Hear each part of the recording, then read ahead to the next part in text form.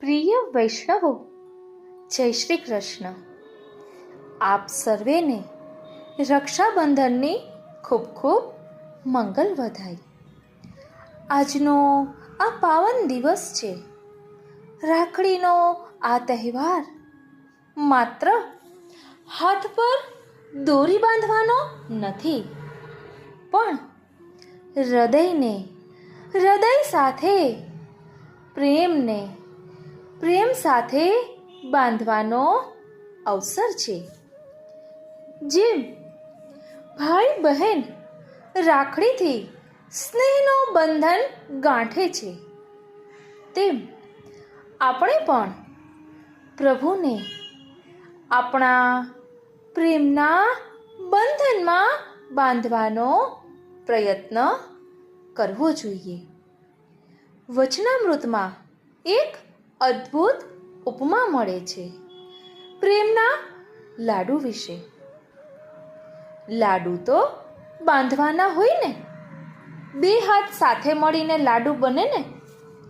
બાંધવું એટલે બંધન, અને આ લાડુ ખાવા માટે નહીં, પણ પ્રભુને પ્રેમના બંધનમાં બાંધવા માટે છે. લાડુ બનાવવાની રીત.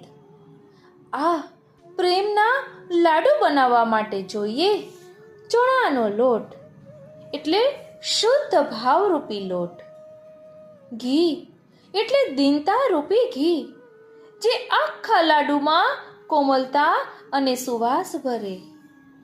ખાંડ એટલે ભક્તિરૂપી ખાંડ, જેમાં સેવાનો રસ ભળેલો હોય.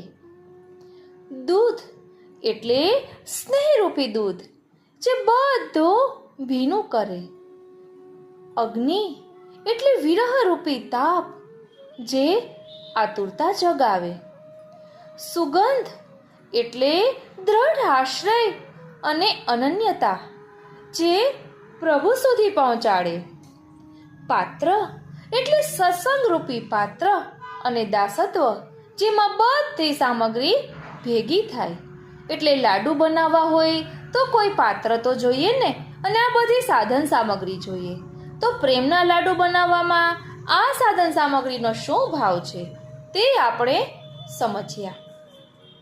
હવે 84 વૈષ્ણવની વાર્તામાં ગોપાલદાસ જટાધારીની વાર્તા આવે છે, જેમનું લીલામાં નામ છે રસભદ્રા. એટલે અંદર પણ રસ અને બહાર પણ રસ. એમની સેવા બહારના બગીચાની ટેલથી શરૂ થઈ, પછી ફૂલઘરની સેવા મળી, અને અંતે અનોસરમાં પંખાની સેવા મળી. આ છે સેવા પ્રમોશનની લીલા. નિષ્કામ ભાવે સેવા કરવાથી અધિકાર ક્ષેત્ર વધતો જાય છે, અને પ્રભુની કૃપા વધુ ને વધુ અનુભવાય છે. પ્રભુએ એમના પ્રેમને એટલો સ્વીકાર્યો કે એક દિવસે પોતાના હસ્તે લાડવો લેવડાવ્યો. વૈષ્ણવો, એ લાડવો માત્ર મીઠાઈ ન હતી, એ હતો પ્રેમનો લાડુ. જેમ રસભદ્રાએ બહારથી અંદર સેવા સુધીની યાત્રા કરી, તેમ આપણે પણ ભાવ, દીનતા અને શ્રદ્ધાથી લાડુ બનાવી પ્રભુને અર્પણ કરીએ, અને તેમને આપણા પ્રેમના બંધનમાં બાંધી લઈએ. આ રક્ષાબંધન, રાખડી બાંધતા પહેલા આપણે વિચારીએ કે શું મારા લાડુમાં પૂરતું સ્નેહરૂપી ઘી છે?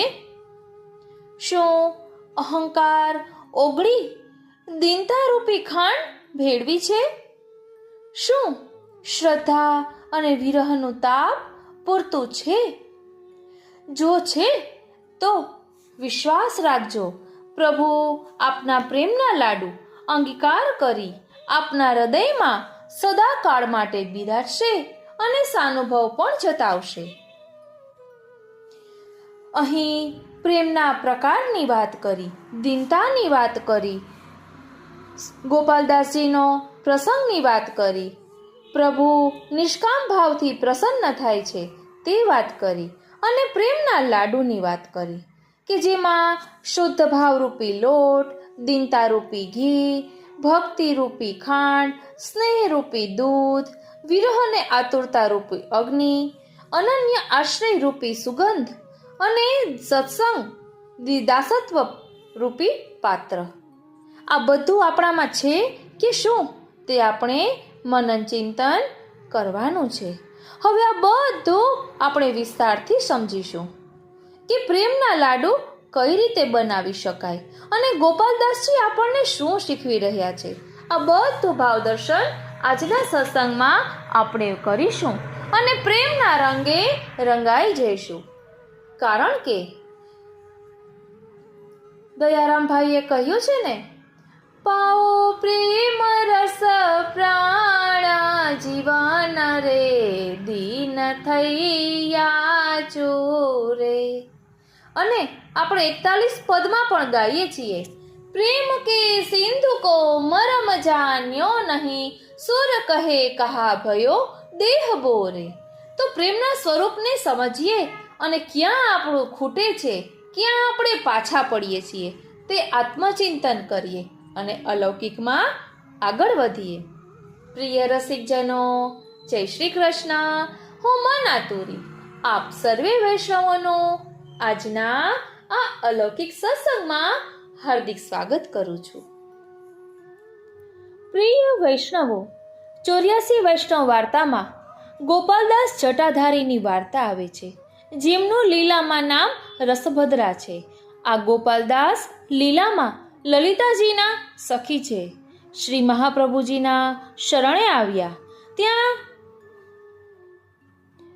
ગોપાલદાસને શ્રી મહાપ્રભુજીએ શ્રીનાથજીના દર્શન કરાવ્યા અને પછી શ્રીનાથજીના બાગની સેવા સોંપી. તે સેવા એવી કરે કે એક એક ફૂલ ફળ બધું નજરમાં રાખે, બધા વૃક્ષોની ચોકસાઈ રાખે, બાગમાં ક્યાંય કૂડો કચરો ન રહે, ઝાડ જળથી લીલાછમ રાખે, એવો ભાવ વિચારે કે અહીં શ્રી ઠાકોરજી ખેલવા પધારે છે, તેથી ઉત્તમ જગ્યા રહે તો સારું. આ પ્રકારે કેટલાક દિવસ સેવા કરી એક વૈષ્ણવનો છોકરો પોતાના ઠાકોરજી માટે રોજ 5-10 ફૂલ ચોરીને લઈ જાય. તે ગોપાલદાસે ઘણી કોશિશ કરી કે કોણ ફૂલ લઈ જાય છે, પરંતુ જણાયું નહીં. પછી એક દિવસ ગોપાલદાસ એ બાગમાં સંતાઈ રહ્યા. પછી પેલો વૈષ્ણવનો 11 વર્ષનો છોકરો આવ્યો. ધ્યાન આપજો, વૈષ્ણવનો છોકરો આવ્યો એમ લખ્યું છે. ચારે બાજુ ગોપાલદાસને જોયા, જાણ્યું કે હવે નથી, ત્યારે 5 ફૂલ તોડ્યા. ગોપાલદાસ દોડતા આવ્યા અને એ છોકરાને પકડીને માર્યો. પછી એ છોકરો છટકીને ભાગ્યો. ગોપાલદાસ ક્રોધથી એ છોકરાની પાછળ દોડ્યા. ત્યારે છટકીને ભાગેલો એ છોકરો શ્રીનાથજીના મંદિરમાં સંતાયો. ત્યાં ભોગના કમાળ ખુલ્યા હતા. તેમાં આવીને છોકરો દર્શનમાં સંતાયો. રીસના માર્યા ગોપાલદાસ ચાલ્યા આવ્યા. ક્રોધમાં મંદિરનું જ્ઞાન ન રહ્યું. ધ્યાન આપજો, ક્રોધમાં મંદિરનું જ્ઞાન ન રહ્યું. પેલા બાળકને એક ધોલ મારી. ત્યારે બધાએ છોડાવ્યો. તે વખતે શ્રીનાથજીને બહુ ખોટું લાગ્યું કે ગોપાલદાસે મારી પણ કાની ન કરી. પછી ભૂલી પણ ગયા. વળી આ છોકરાને એટલા માટે આટલી સજા થઈ કે શ્રીનાથજીના ફૂલ ઘરના ફૂલ ઠાકોરજીને ધરવા નહીં, એ બોધ આપ્યો. એટલે અહીં ધ્યાન આપવાનું છે કે ક્રોધ છે ને એ બધું જ આપણું ભૂલાવી દે છે. એટલે ક્રોધને કારણે આપણી બુદ્ધિ ભ્રષ્ટ થાય છે અને ક્રોધ એ ચાંડાલનો સ્વરૂપ છે એમ પણ કહેવામાં આવ્યું છે. એમ કહેતા હોય કે ક્રોધ આવે એટલે સ્નાન કરવાનું. અહીં કહ્યું કે ક્રોધના હિસાબે મંદિરનું જ્ઞાન ન રહ્યું અને માર્યો શેના માટે? કારણ કે ફૂલ લીધા. પણ વૈષ્ણવનો છોકરો એમ પણ પોઈન્ટ આઉટ કરેલું છે. એટલે આ બધું આપણે ધ્યાન રાખવાનું છે. એટલે શું કહે છે કે એ બોધ આપવા માટે એને માર્યો એમ. પછી પાનઘરની સેવામાં કોઈ હતું નહીં. ત્યારે શ્રી આચાર્યજીએ ગોપાલદાસ જટાધારીને પાનઘરની સેવા સોંપી. તે પાનની સેવા સારી રીતે કરવા લાગ્યા. અષાઢના ગરમીના દિવસો તે બફારો બહુ થાય, તેથી ગોપાલદાસ પાન છાપ પર બિછાવી ઉપર ભીનું કપડું ઢાંકી આખી રાત પંખો કરે. શ્રી આચાર્યજીનો એવો નિયમ હતો કે રાત્રે 2-3 વાર ઉઠી બધા સેવકોને જોઈ જાય કે કોઈ સેવક લૌકિક વાર્તા કે કોઈની નિંદા ન કરવા પામે. એક દિવસ મધરાતે શ્રી આચાર્યજી પધાર્યા. દૂરથી જોયું તો કોઈક સેવક કીર્તન ગાય છે, કોઈક સેવક ધોળ ગાય છે, કોઈ સેવક પંચાધ્યાયીનો પાઠ કરે છે, કોઈ ભગવદ્ વાર્તા કરે છે. એ જોઈને પ્રસન્ન થયા કે કોઈ લૌકિક વાતો કરતું નથી કે કોઈની નિંદા કરતું નથી. પછી ગોપાલદાસને આવીને જોયા તો ઊંઘનો ઝોકું આવ્યું, પણ પાનને પંખો કરી રહ્યા છે. ઓ શ્રીનાથજી, વારી જાઉં બલિહારી જાઉં અને શું કરી જાઉં. ધ્યાન આપજો કે ઝોલું આવી રહ્યું છે, ઝોકું આંખો પણ બંધ છે પણ પંખો ચાલુ છે, પાનને પંખો કરી રહ્યા છે. ત્યારે શ્રી આચાર્યજી મહાપ્રભુજી ગોપાલદાસ ઉપર બહુ પ્રસન્ન થયા કે આ તો સૌથી શ્રેષ્ઠ કહેવાય કે ઊંઘમાં પણ ભગવત સેવા કરે છે. હવે વાર્તા પ્રસંગ 1. એટલે આપણે કાંઈ ભૂલ કરીએ તેના હિસાબે આપણા જીવનમાં શું ઘટિત થાય છે તે આગળ આવશે. કારણ કે અહીં ક્રોધમાં વૈષ્ણવના દીકરાને ધોલ મારી એ શ્રીનાથજીની સામે, એટલે કંઈ પણ બોધપાઠ આપવાનો પણ એક પ્રકાર હોય, એ બધું આપણને આગળ ખુલાસા પ્રાપ્ત થશે. અત્યારે આપણે પ્રેમના લાડુને કેન્દ્રમાં રાખીને સત્સંગ કરી રહ્યા છીએ. આ તો સાથે સાથે ચેતતું જવાનું. આપણે કોઈ સામગ્રી બનાવતા હોઈએ, કોઈ સામગ્રી સિદ્ધ કરતા હોઈએ ત્યારે પણ બધી વાતનું ધ્યાન રાખવાનું હોય ને, કે સામગ્રી દાજી ન જાય કે બળી ન જાય કે આપણને દજાઈ ન જાય. દરેક વસ્તુનું ધ્યાન રાખવાનું હોય ને, એમ આપણા જીવનમાં પણ બધા પ્રકારનું ધ્યાન રાખવાનું હોય. એટલે ક્રોધ ન આવે એ વાતનું ખાસ ધ્યાન રાખવાનું. આપણી આજુબાજુ કેવા વ્યક્તિઓ છે, આપણને બહુ ક્રોધ આવતો હોય તો એ પણ વિચારવાનું કે આપણે કોના સંગમાં છીએ, હમણાં કોની સાથે બહુ વાતચીત કરીએ છીએ, એનો પ્રભાવ આપણા જીવનમાં નથી પડ્યો ને, એ બધું ધ્યાન રાખવાનું અને ચેતતું રહેવાનું. હવે અહીં શ્રી આચાર્યજી પ્રસન્ન થયા કે ઊંઘમાં પણ ગોપાલદાસજી ભગવત સેવા કરે છે. વાર્તા પ્રસંગ 1. શ્રી આચાર્યજી મહાપ્રભુજીએ કહ્યું કે ગોપાલદાસ, સવારે તમે નાહીને શ્રીનાથજીના મંદિરમાં જઈ શ્રીનાથજીની પાસે પંખો કરજો. હવે ધ્યાન આપજો વાલા વૈષ્ણવો. સૌપ્રથમ ગોપાલદાસજી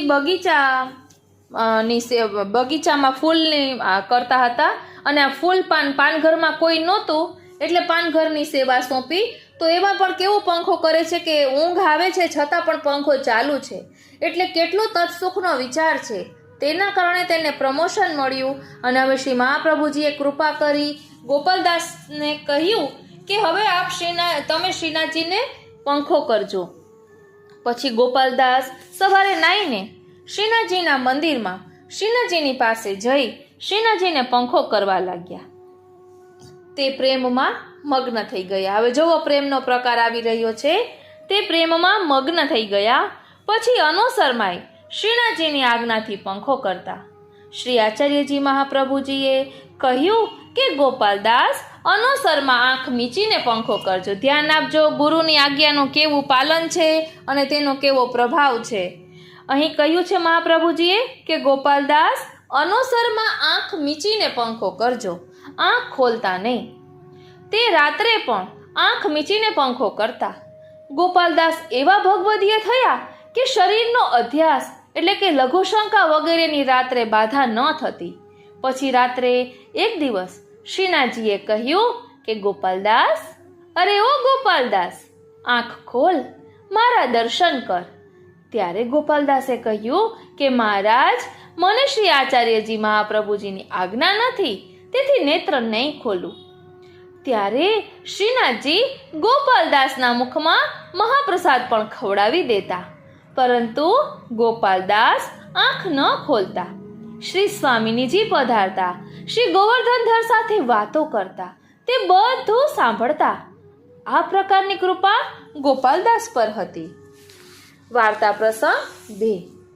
પછી એક દિવસ શ્રીનાથજીના મનમાં થયું કે આ એ જ ગોપાલદાસ છે કે જે મારી આગળ વૈષ્ણવનો છોકરો આવીને સંતાયો હતો ને તેને ધોલ મારી હતી. એનો આ અપરાધ છે, તેથી એને દંડ દઈને શુદ્ધ તો કરવો જ જોઈએ. માટે વિરહ દુઃખ કરાવી એનો અંગીકાર કરું. ધ્યાન આપજો વાલા વૈષ્ણવો, આપણે જાણતા અજાણતા ઘણા અપરાધ કરતા હોઈએ છીએ, એટલે આપણને વિરહ અને દુઃખ મળે છે. એ પણ આપણું હૃદય શુદ્ધ કરવા માટે બધું થતું હોય છે. માટે ક્યારેય પણ ઠાકોરજી ઉપર દોષારોપણ કે નસીબ ઉપર દોષારોપણ કરવું નહીં. એટલે અહીં શ્રીનાથજી કહે છે કે આ એ જ ગોપાલદાસ છે કે જેને મારી આગળ વૈષ્ણવનો છોકરો આવી સંતાયો હતો, તેને ધોલ મારી હતી. એનો મોટો અપરાધ છે, તેથી એને દંડ દઈ શુદ્ધ કરવો જોઈએ. માટે વિરહ દુઃખ કરાવી એનો અંગીકાર કરો. આવું વિચારીને શ્રીનાથજીએ ગોપાલદાસનું મન ફેરવ્યું. તેથી ગોપાલદાસના મનમાં એ આવ્યું કે એક પૃથ્વી પરિક્રમા કરી આવું. જો વાલા વૈષ્ણવો, મન ફરે તો કેવું થાય. અહીં ફલરૂપ ઠાકોરજી મળી ગયા છે અને હવે ગોપાલદાસના મનમાં એમ આવી રહ્યું છે કે હું પૃથ્વી પરિક્રમા કરી આવું. અહીં ભાવ પ્રકાશમાં કહે છે કે શ્રી ગુસાઈજીએ લખ્યું છે કે બુદ્ધિ પ્રેરક કૃષ્ણસ્ય પાદ પદ્મમ પ્રસિદ્ધતું. જ્યારે જેવી બુદ્ધિ જીવને ભગવાન પ્રેરે ત્યારે તેવું કાર્ય તે જીવ કરે. એટલે ભગવાન કંઈ ખોટું કાર્ય કરાવતા નથી. એ પણ વચનામૃતમાં આવે છે કે ભગવાને બુદ્ધિ આપી છે, પરંતુ તેને કઈ રીતે ઉપયોગ કરવો એ આપણા હાથમાં સોંપ્યું છે. જેમ કે ગાડી બનાવી છે, પણ ગાડીનું સ્ટેરિંગ આપણા હાથમાં આપ્યું છે, તો ગાડી કેમ ચલાવવી એ તો આપણે કરવાનું હોય ને. એ રીતે અહીં કહે છે કે પછી ગોપાલદાસે શ્રી આચાર્યજી પાસે આવીને વિનંતી કરી. ધ્યાન આપજો, ગોપાલદાસે શ્રી આચાર્યજી પાસે આવીને વિનંતી કરી. ઓ શ્રીનાથજી કે મહારાજ, આપ આજ્ઞા દો તો પૃથ્વી પરિક્રમા કરવાનું મન છે. ત્યારે શ્રી આચાર્યજીએ કહ્યું કે અવશ્ય કરો. ગોપાલદાસ શ્રી આચાર્યજીને દંડવત કરી ઉઠીને ચાલ્યા. તે બધા વૈષ્ણવ ચકિત થઈ રહ્યા કે શ્રીનાથજી વાર્તા કરે, મહાપ્રસાદ પોતાના હસ્તે લેવડાવે. એની એવી જેના પર કૃપા, તેને આવી બુદ્ધિ કેમ થઈ? બધા વૈષ્ણવોના મનમાં આ સંદેહ થયો. ત્યારે એક વૈષ્ણવે શ્રી આચાર્યજીને વિનંતી કરી કે મહારાજ, ગોપાલદાસ આવા ભગવદીય ને એમના મનમાં આવું કેમ આવ્યું કે સેવા છોડીને પૃથ્વી પરિક્રમા કરવા ચાલ્યા? ત્યારે શ્રી આચાર્યજીએ કહ્યું કે એમનો એક મોટો અપરાધ છે. એક વૈષ્ણવનો દીકરો શ્રીનાથજીના બાગના ફૂલ ચોરતો, તેને આ ગોપાલદાસે શ્રીનાથજીના મંદિરમાં માર્યું. તે અપરાધની સજા પ્રભુએ કરી છે, તેથી એ આગળ જઈ નહીં શકે. વિરહતાપથી દેહ છોડી લીલામાં પ્રાપ્ત થશે. ગોપાલદાસના પરલોકમાં કઈ બાધક નથી. ભાવ પ્રકાશ અહીં એ જતાવ્યું કે પાપ પુણ્યનો ભોગ અહીં ભોગવાઈ જાય પછી જ ભગવત પ્રાપ્તિ થાય. ત્યારે બધા વૈષ્ણવોનો સંદેહ દૂર થયો. આપણે 41 પદમાં પણ આવે છે ને, જીनको સંદેહ કરો બાત ચિત્ત મેં ધરો, પુષ્ટિ પથ અનુસરો સુખ જુકારી. એટલે આપણા પુષ્ટિ માર્ગમાં તો સંદેહ પણ ફલરૂપ થાય છે, જેનું પ્રમાણ ઓ શ્રીનાથજી પ્રેમજી લુવાણાની વાર્તામાં આપણને મળી આવે છે કે જેને વસ્ત્ર સૂક્ષ્મ સેવા સ્વરૂપે વસ્ત્ર સેવા પધરાવી હતી અને વસ્ત્રજીના તાતણામાં એમને ઠાકોરજી ખેલતા હોય એવા દર્શન થયા હતા. એટલે એમને સંદેહ થયો હતો કે શું સાચે ઠાકોરજી વાતો કરે? એમના સંદેહને ઠાકોરજીએ દૂર કર્યો. એ પ્રસંગ આપણે અત્યારે નથી લેતા, વિસ્તાર થઈ જાય, પરંતુ સંદેહ પણ ફલરૂપ છે આપણા પુષ્ટિ માર્ગમાં. હવે અહીં આગળ વર્ણન કરતા કહે છે કે પછી ગોપાલદાસ એક મજલ ગયા ત્યારે શ્રીનાથજીના સ્વરૂપાનંદની યાદ આવી. વિરહથી વ્યાકુળ થઈ પડી ગયા. હાય હાય, મારા જેવો દુષ્ટ કોણ હશે? આ શ્રીનાથજીની સેવા, સ્વરૂપાનંદનો અનુભવ, વૈષ્ણવનો સંગ બધું છોડીને હું પૃથ્વી પરિક્રમાએ ચાલ્યો. મને ધિક્કાર છે, મારી બુદ્ધિને ધિક્કાર છે કે મનમાં આ આવ્યું. આમ કહેતા વિરહથી મૂર્છા આવી. શ્રી ગોવર્ધનધરના સ્વરૂપનું ધ્યાન ધરી દેહ છોડી લીલામાં પ્રાપ્ત થયા. ભાવ પ્રકાશ આ વાર્તામાં એ દેખાડ્યું કે એ અપરાધ કોઈનો ન કરવો. અપરાધ છે તે ઉત્તમ ભગવત ધર્મમાં આવીને બાધા કરે ત્યારે ધર્મ છૂટી જાય છે. તેથી અપરાધનો સદા ભય રાખવો, શ્રી આચાર્યજીની આજ્ઞાનો દ્રઢ વિશ્વાસ રાખવો. શ્રી ઠાકોરજીએ પણ કહ્યું કે આંખ ખોલ, પણ શ્રી આચાર્યજીની આજ્ઞા નથી તેથી ન ખોલી. કારણ કે ગોપાલદાસે કહ્યું કે હું આંખો ખોલીને દર્શન કરું તો એ મારા સુખનો અનુભવ થયો, તેમાં આપને કોઈ સુખ નથી એટલે ન ખોલી. ત્યારે શ્રીનાથજી પ્રસન્ન થયા. વળી આ પુષ્ટિ માર્ગમાં બધા અપરાધોને દૂર કરવા એક શ્રી ઠાકોરજીનો વિરહ મુખ્ય કારણ છે. ધ્યાન આપજો.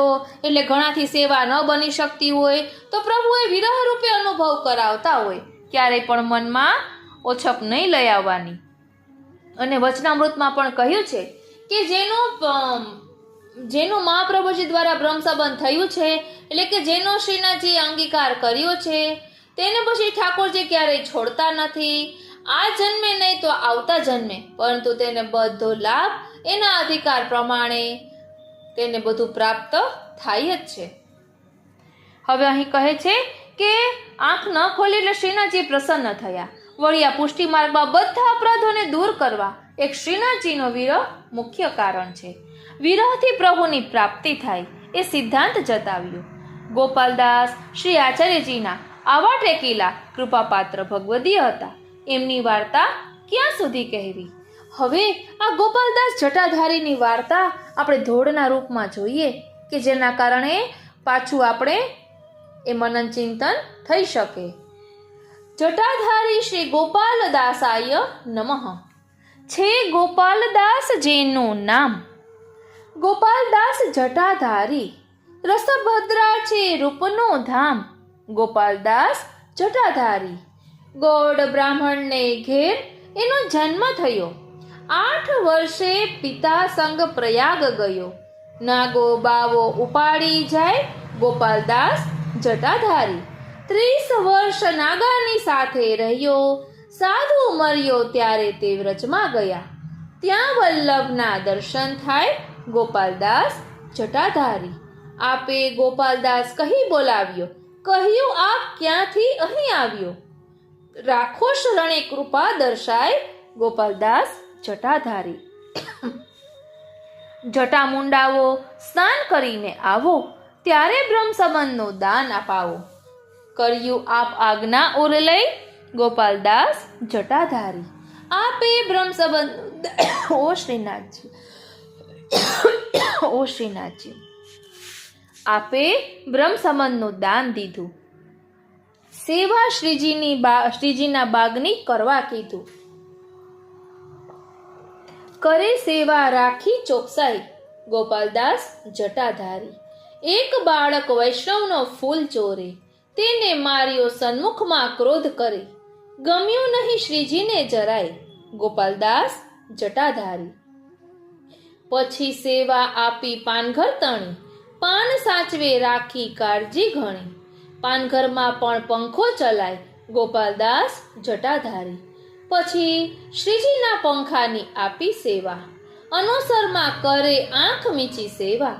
પ્રભુ પ્રસાદ આપે મુખમાય ગોપાલદાસ જટાધારી. પ્રભુ આજ્ઞા કરે આંખ ખોલે નહીં, એવો વિશ્વાસ ગુરુની આજ્ઞા મહી. યુગલ સ્વરૂપોની વાતો સંભળાય ગોપાલદાસ જટાધારી. ફળ દેવા પ્રભુએ મન કર્યું, ગોપાલદાસનું તત્ક્ષણ મન ફર્યું. ચિત્ત પરિક્રમામાં જાય ગોપાલદાસ જટાધારી. આજ્ઞા લઈ ચાલ્યા સેવાને છોડી, શ્રીજી સેવાની મમતા નાખી તોડી. વિરહ અગ્નિથી દેહપાત થાય ગોપાલદાસ જટાધારી. અપરાધ ધર્મમાં બાધા કરે, વિરહ અગ્નિથી સગડા દોષો બળે. લાલ વાર્તાનો સાર સમજાય ગોપાલદાસ જટાધારી. પ્રિય વૈષ્ણવો, એકવાર શ્રી ગોકુલેશ પ્રભુ આગળ સતીની વાત ચાલી. ત્યારે ગોવર્ધન ભાણેજે કહ્યું કે એક સ્થળ દેશ એવો છે કે ચેહ એટલે કે ચિતા પ્રગટાવી પોતાના ભરતારને ચેહમાં મૂકી પછી સ્ત્રી પોતે અળગી બેસી પાડીથી છરીથી પોતાના દેહના અંગો ઠેર ઠેરથી કાપી જે ચેહમાં હોમતી હતી. ત્યારે શ્રી ગોકુલેશ પ્રભુએ કહ્યું કે હું એક સતીની વાત કહું ને તે સાંભળો. એક ગામ રજપૂતનું હતું. ત્યાંનો એક બીજો રાજા ઢોરોને ગોધણને હંકારીને લઈ ગયો. તેની પાછળ આ ગામના બધા લોકો અસવાર થયા. લડાઈ થવા લાગી. પછી બધી રજપૂતાણીઓ ભેગી થઈ રાજાની અટારી એટલે કે અગાસી પર ચઢી અને સમાચારની રાહ જોવા લાગી. પછી એકબીજાને પૂછવા લાગી કે તારો પતિ લડાઈમાં ખપી જાય તો તું કઈ રીતે સતી થાય. આવું એકબીજાને પૂછવા લાગી. એમાં એક રજપૂતાણી હતી. પોતાના ધણી તરફ એને ખૂબ પ્રેમ હતો. આ રજપૂતાણીને કોઈએ પૂછ્યું કે તારો પુરુષ ધણી લડાઈમાં માર્યો જાય તો તું શું કરે. ત્યાં તો આટલું પૂછતામાં જ તેના પ્રાણ નીકળી ગયા. હજી તો તેનો ભરથાર મર્યો પણ નથી. એવા સમાચાર પણ આવ્યા નથી. માત્ર વાત જ કરી ત્યાં તો એના પ્રાણ નીકળી ગયા. આને સતી કહેવાય.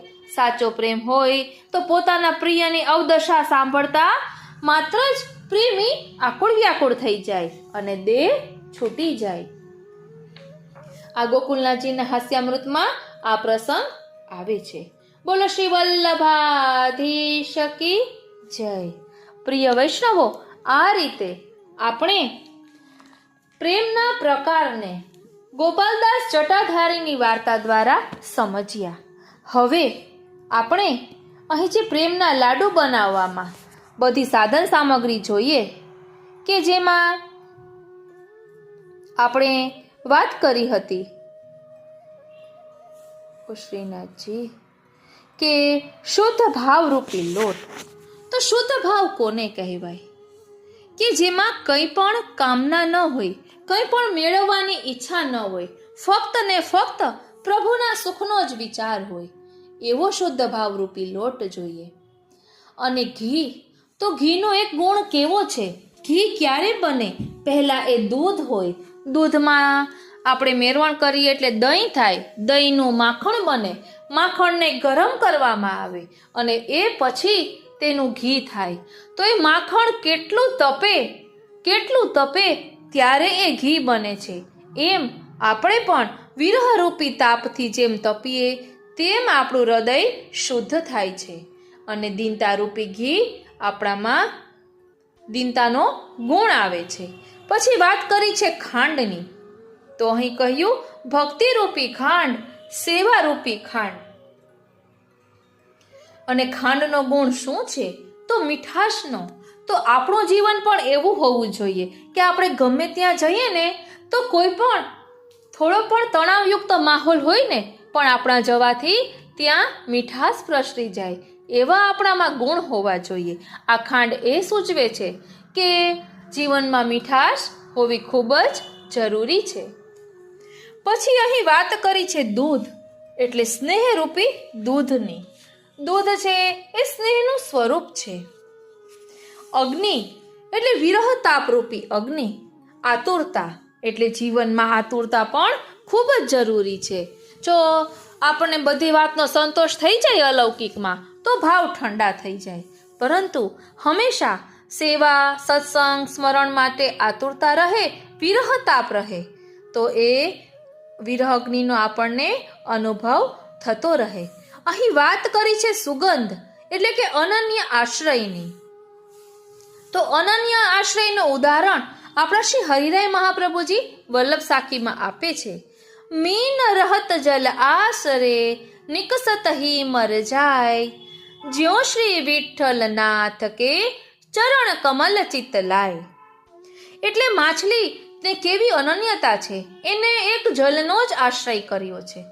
એને પછી તમે દૂધમાં રાખો તો પણ એ જીવે નહીં. એવી અનન્યતા આપણે પણ આપણા ઠાકોરજી પ્રત્યે હોવી જોઈએ કે એના સિવાય બીજું કંઈ જ સૂઝે નહીં. તમે માછલીને દૂધમાં રાખો તો એ જીવે નહીં. એવી રીતે આપણે પણ આપણા ઠાકોરજી પ્રત્યેની આવી અનન્યતા હોવી જોઈએ. અને અહીં વાત કરી છે પાત્રની.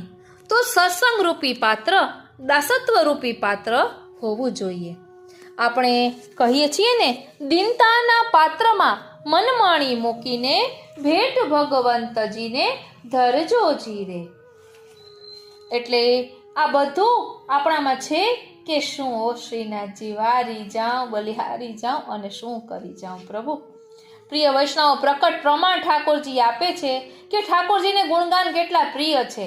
હજી મારે ભક્તિ પોષણમાંથી આ પ્રેમનો પ્રકાર લેવો છે તો મને બધું યાદ તો ન હોય ને, એટલે હજી તો મેં પુસ્તક ખોલ્યું કે હું ગોતું એ પ્રેમના સ્વરૂપને સમજાવતા જે પ્રસંગ છે ને એ તો સીધું એ જ નીકળ્યું. આ ઠાકોરજીની કેટલી કૃપા કહેવાય.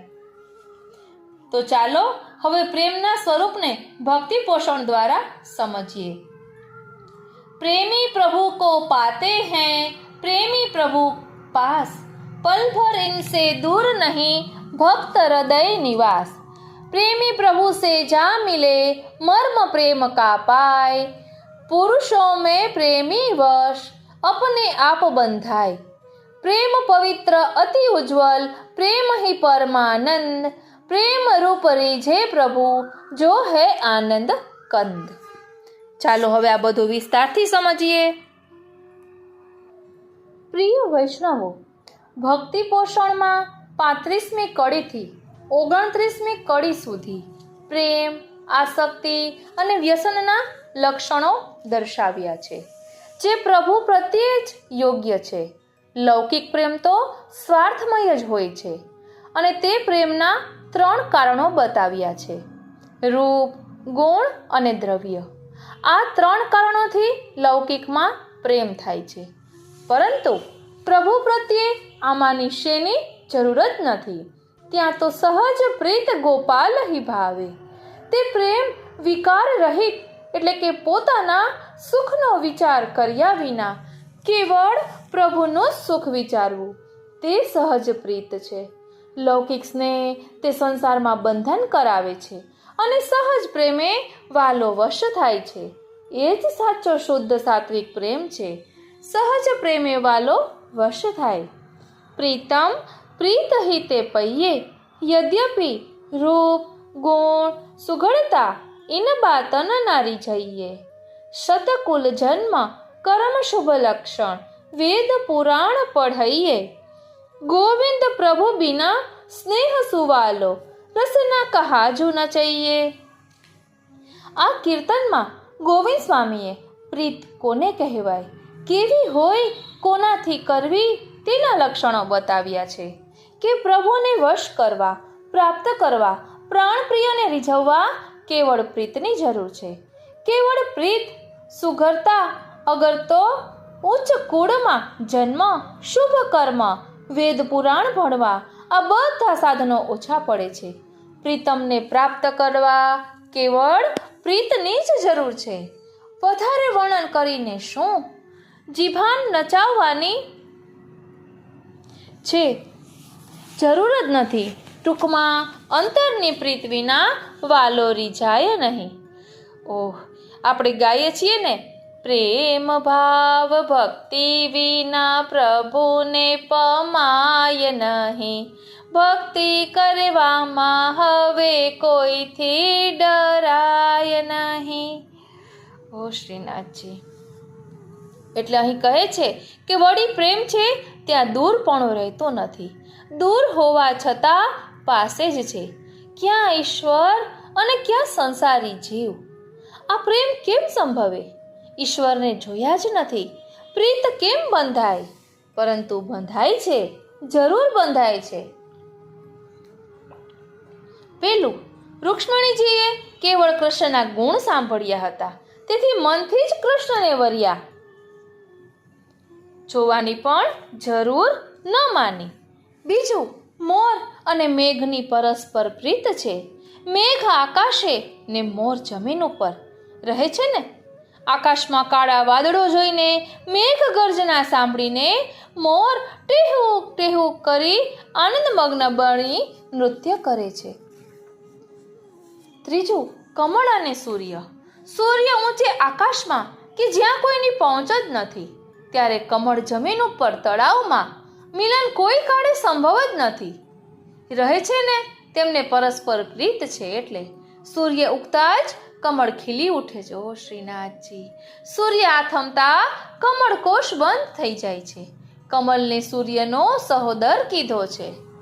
ભક્ત હૃદય પ્રભુ બિરાજે, તે ભાવથી ભગવદ મિલે. ઓ શ્રીનાથજી, ઓ શ્રીનાથજી. એટલે પ્રિય વૈષ્ણવ, અહીં સમજવાનું છે, કદાચ પ્રત્યક્ષ સેવા પ્રાપ્ત ન થતી હોય, પ્રત્યક્ષ સેવા ન બની શકતી હોય ને, તો મનમાં ઉદ્વેગ કરશો નહીં.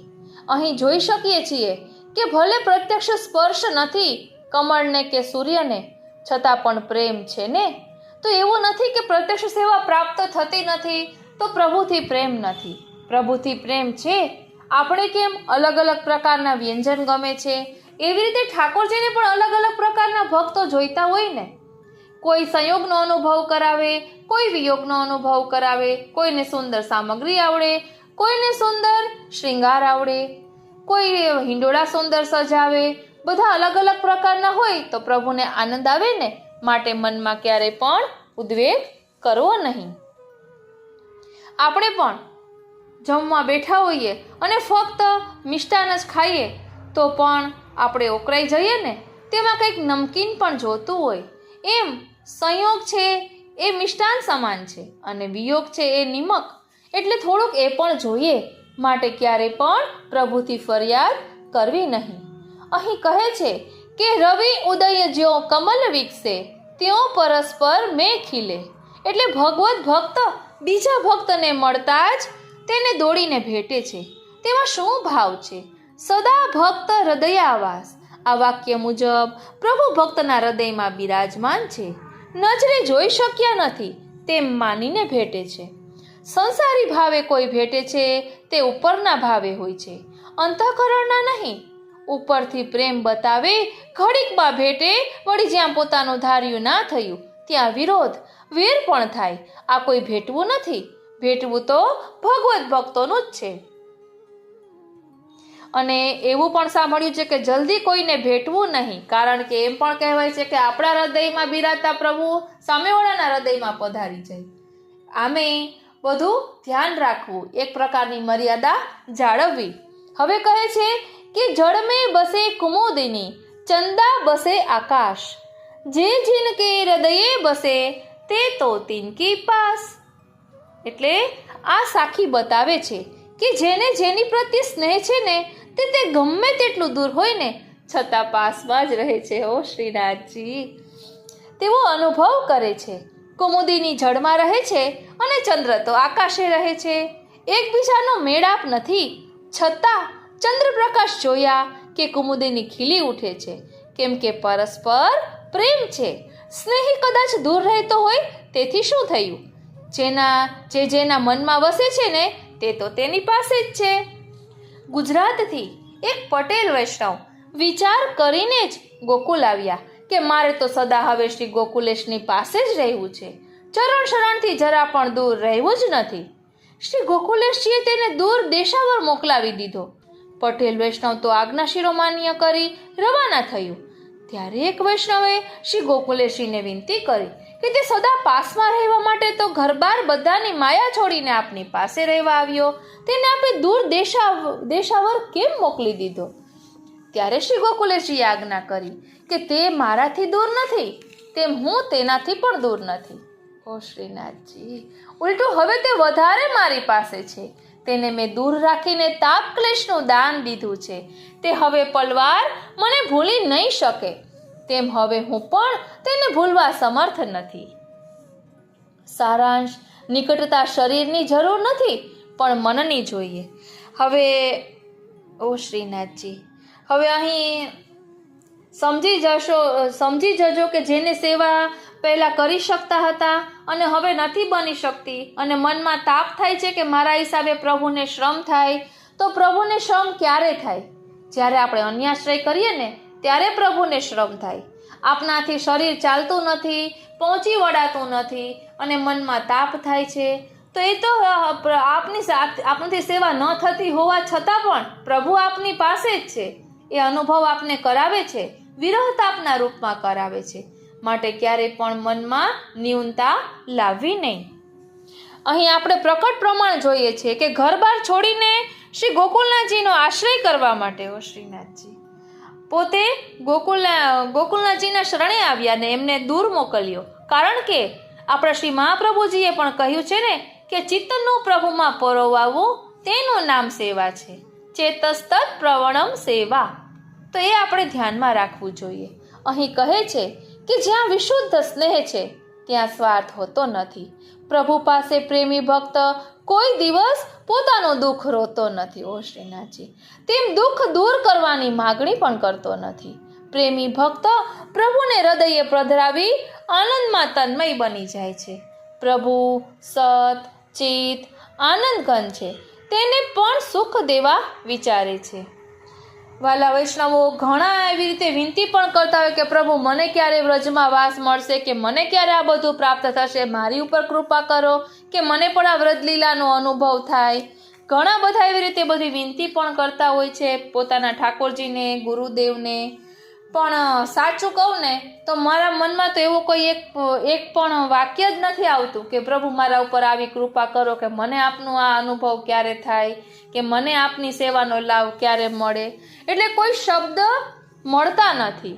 એટલે કહેવાય છે ને કે નેત્રોથી વાતો થતી હોય ત્યાં શબ્દોની પણ જરૂર રહેતી નથી. હવે અહીં કહે છે કે જ્યાં વિશુદ્ધ સ્નેહ છે ત્યાં સ્વાર્થ હોતો નથી. હવે શ્રી ગોકુલેશજી પાસે એક વૈષ્ણવ રહેતા. તેમને વારે વારે કામ માટે દોડાવતા.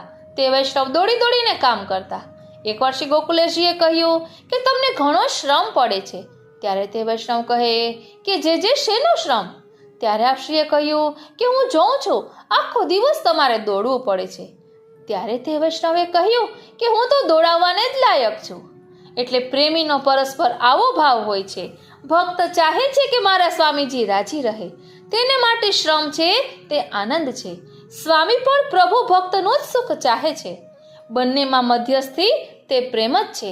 એટલે કે પ્રેમનો સેતુ ભક્ત અને ભગવાનને જોડી રાખે છે. ઓ શ્રીનાથજી, વારી જાઉં બલિહારી જાઉં અને શું કરી જાઉં. પ્રેમ તત્વ એવું છે કે જે ભક્ત અને ભગવાન બંનેને એકબીજાથી જોડી રાખે છે.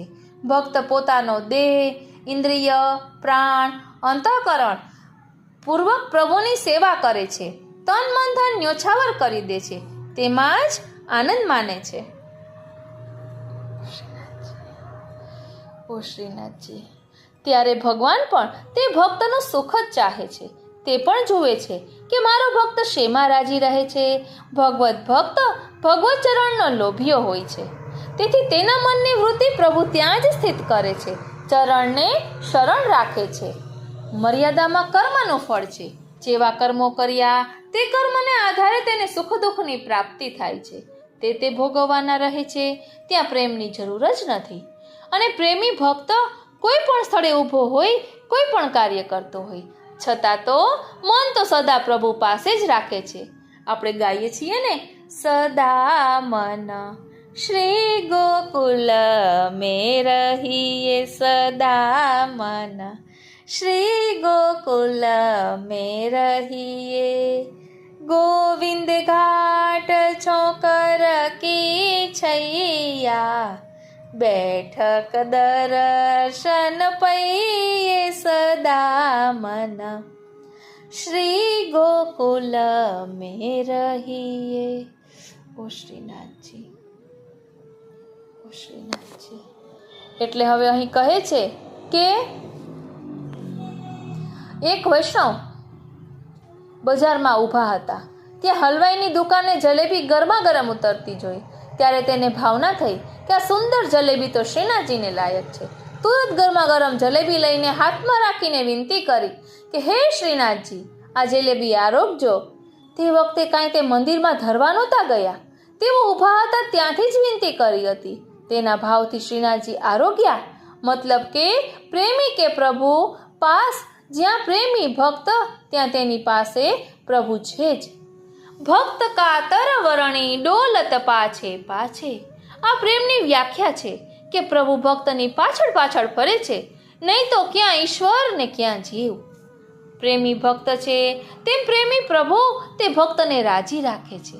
આવા પ્રભુને જ ભજવા માટે દયારામભાઈ કહે છે કે સેવો શ્રી કૃષ્ણ કૃપાળ. પ્રેમ, આસક્તિ, વ્યસન એ ત્રણ રૂપો સ્નેહના લહીએ. એટલે સ્નેહનો પ્રકાર દર્શાવ્યો. પ્રેમ, આસક્તિ, વ્યસન એ ત્રણ રૂપો સ્નેહના લહીએ.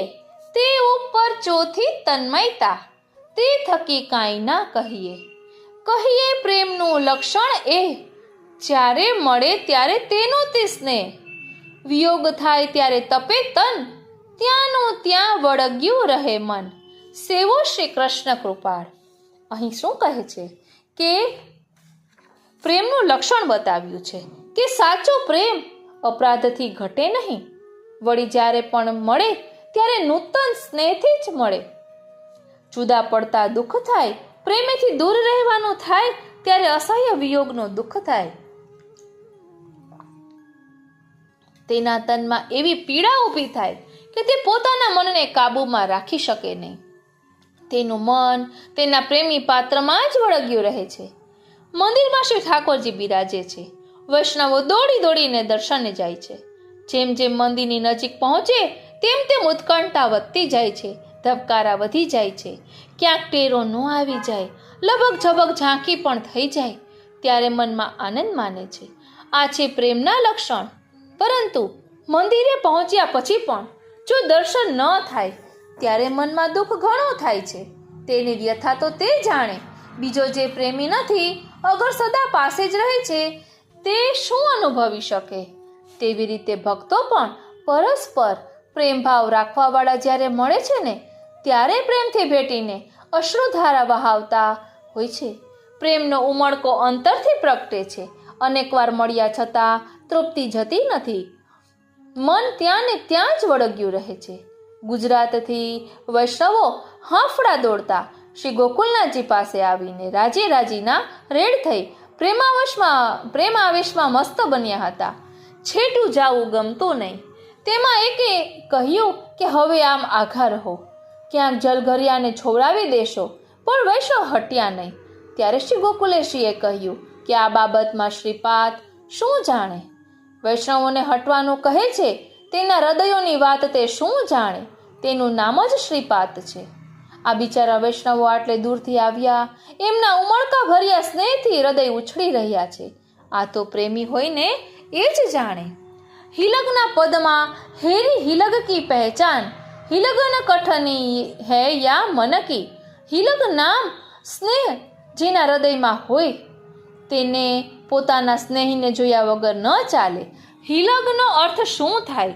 હિય લગ એટલે જે હૈયે લાગેલું છે તે હિલગ. હિલગ કરીને પતંગ દીપકમાં પડી પ્રાણ તજી દે છે. તેનો અગ્નિથી પ્રેમ છે. જ્યાં સ્નેહ છે ત્યાં લોકલાજ કોલકાન બધું મુકાઈ જાય છે. ચકોર બળબડતા કોલસા મોઢામાં મૂકી દે છે. હરણને નાદથી સ્નેહ છે ને નાદના મોહમાં ત્યાં જ ઊભું રહી જાય છે. પારધી તક જોઈને બાણ છોડે છે. હરણ નિષ્પ્રાણ બને છે, પણ ગાનથી પ્રેમ તે છોડતો નથી. ભ્રમરને કમળથી હિલગ છે, તેથી રાત પડે તો પણ બહાર નીકળતો નથી. કમળ સંપોટમાં બંધાઈ જાય છે. આવી પ્રીત પ્રભુમાં લાગવી જોઈએ.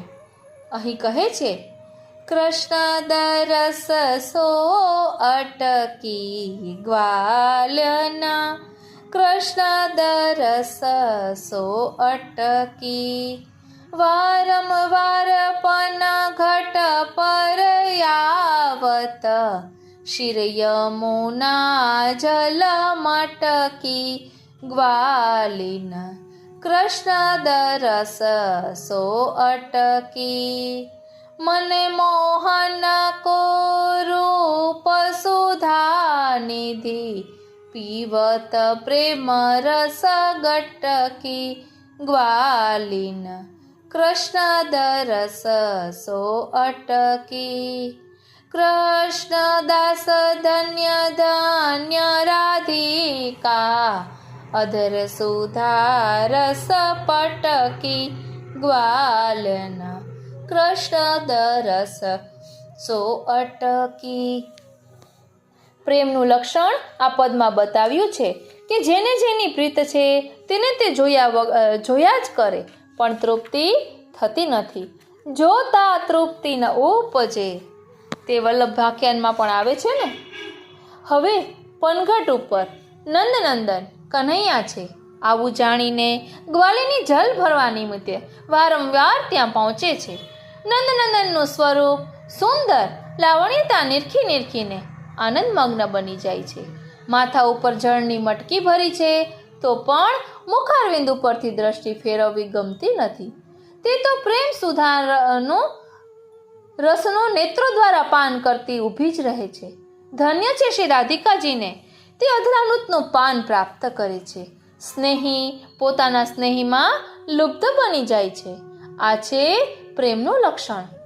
શ્રી યશોદાજી એકવાર લાલા કનૈયાને સ્નાન કરાવવા પાટ પર બેસાડીને એક ગોપીને કહે છે કે સામેથી થોડું ઠંડુ પાણી લાવતો, આ પાણી ગરમ વધારે છે. આ ગોપી પ્રભુની પાસ રહી દર્શન ચાહતી હતી. તેને પાણી લેવા મોકલી. તે ઠંડુ પાણી લાવી, પણ તાપ ક્લેશથી તે પાણી ગરમ થઈ ગયું. આમ 3 વાર થયું.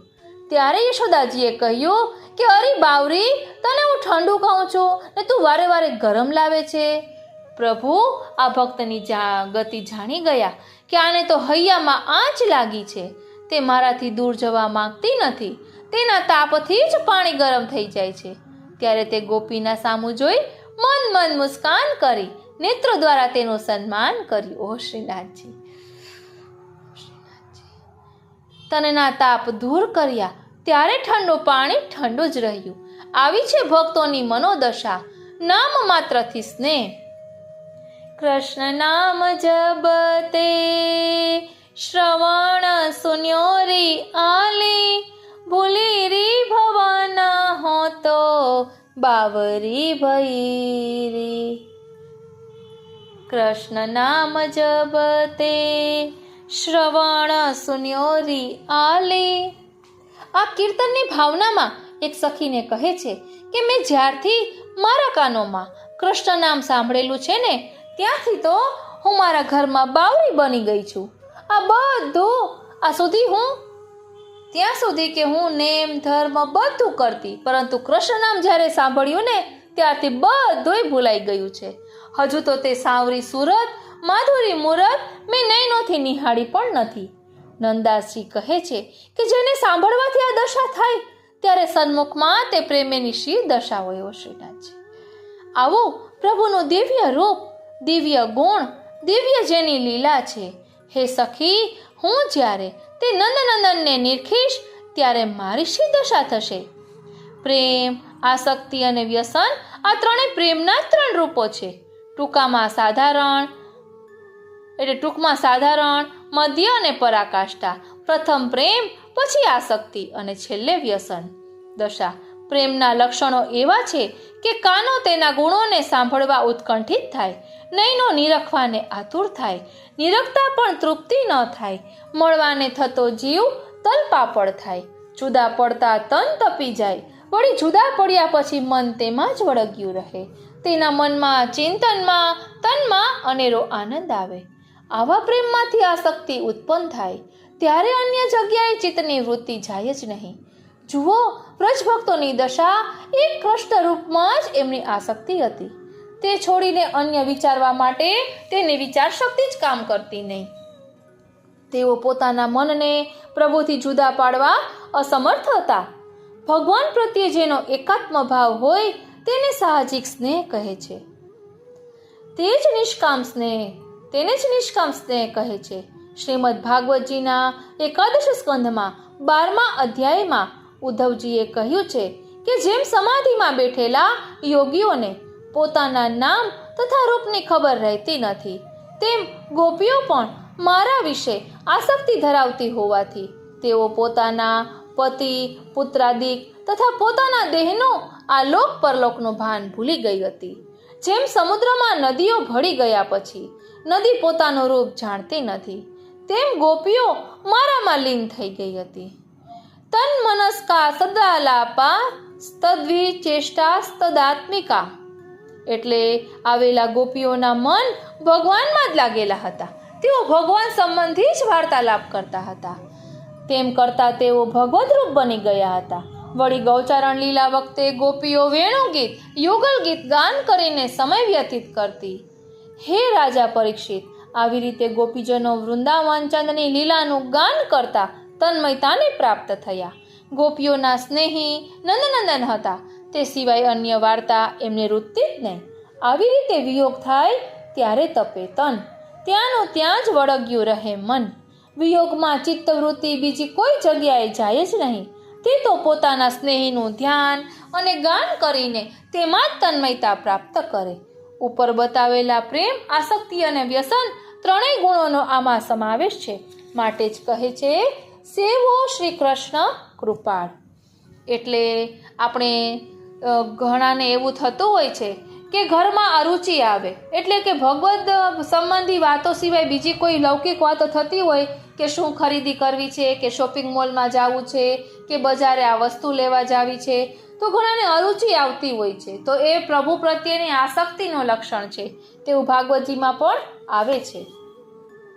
અહીં કહે છે કે એકવાર આખા દિવસમાં પણ મળ્યા વિના ન રહેવાય, અને જો ના મળે તો વિકળ થાય. આસક્તિ એ કહેવાય. કહેવાય વ્યસન આવું જ્યારે થાય, સામા સામી હૃદય વિંધાય. તન્મયતા તે મૃત્યુ સમાન, આ ચારે આવે જ્યારે આપે હરિદાન. સેવો શ્રી કૃષ્ણ કૃપાળ. આપણે આખો પ્રકાર નહીં લઈએ, પણ અહીં આસક્તિ એટલે કે એક વાર પણ મળ્યા વિના ન રહેવાય તે આસક્તિ કહેવાય. અને વ્યસન તો સામા સામી હૃદય વિંધાય. હવે આપણને ખબર હોય તો વ્યસન દશા કોને પ્રાપ્ત થયેલી હતી? કદાચ રાજા આશ્કરણજી, ગજન એટલે આપણે પ્રેમ, આસક્તિ ને વ્યસનનું સ્વરૂપ અગાઉ સમજ્યા છીએ. તેમાં કુંભનદાસજીની વાર્તા આવે છે, ગજન ધાવનની વાર્તા આવે છે, ઓ શ્રીનાથજી રાજા આશ્કરણજીની વાર્તા આવે છે. એટલે આ બધા પ્રેમ, આસક્તિ ને વ્યસનના લક્ષણો છે. તો આપણે એ વિચારવાનું કે આપણે ક્યાં છીએ. શું આપણને ઠાકોરજીના દર્શન કર્યા વિના ચાલે છે?